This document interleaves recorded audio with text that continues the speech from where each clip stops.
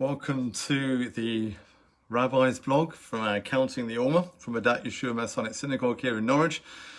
And welcome to the warmest day of the year in Norwich so far. We hit an amazing 27 degrees C today, and it's a very pleasant warmth.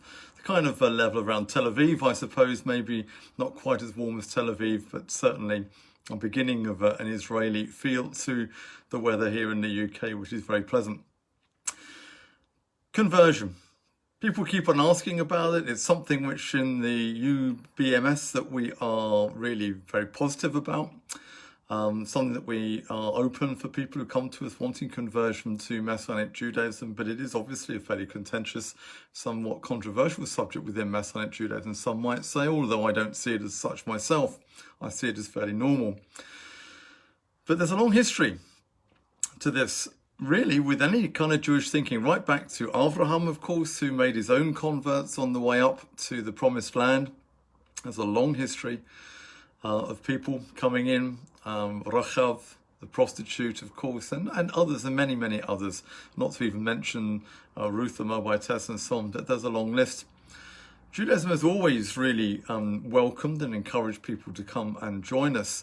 But it has to be said, I think, if you're really looking for something where you can see the beginning seed of a mass movement of this, you'd have to actually go to credit the Pharisees, the Proshim of this in many ways, because they were the ones who really were strongly messianic in their outlook, in messianic in the sense of a messianic age, a time of perfection at the end of time when Messiah would come, when all nations would draw together and worship the one true God. This is reflected, of course, through passages in Jeremiah and also the prophet Isaiah, as well as many other places. The messianic hope, understanding, interpretation and scriptures was that Judaism ultimately would attract and draw in all humanity, that every knee would bow and every tongue confess. And it's really the Proshim, the Pharisees, who were developing this, and Messianic Judaism really developing alongside the transition between Pharisaic Judaism into Proto-Rabbinic Judaism. We're developing very similar themes of understanding because Yeshua picked up on these things, obviously, as the Mashiach, a Messiah, and knew that his role within Judaism would be to reach out and bring in those of the nations who would believe in the God of Israel and the Jewish Messiah.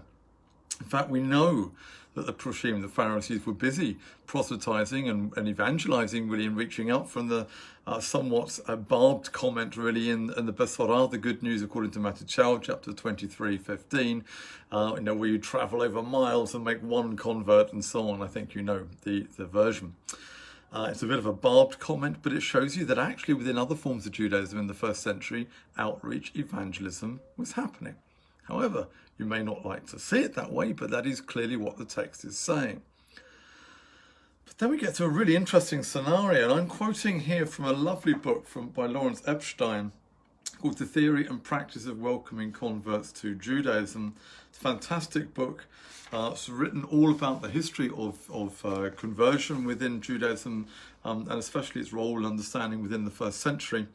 And I'm just going to quote something. He quotes a historian called Salo Baron, writing in Encyclopedia Judaica, and also, if you've read his other book, A Social and Religious History of the Jews from 1958, also very, very good book.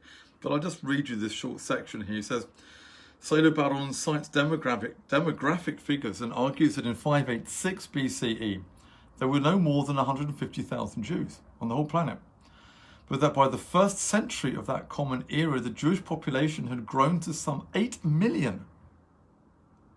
Louis Feldman, in his Omnipresence of the God-fearers in the Biblical Archaeological Review, observes that the most likely explanation of this increase is proselytism and outreach. Not surprising.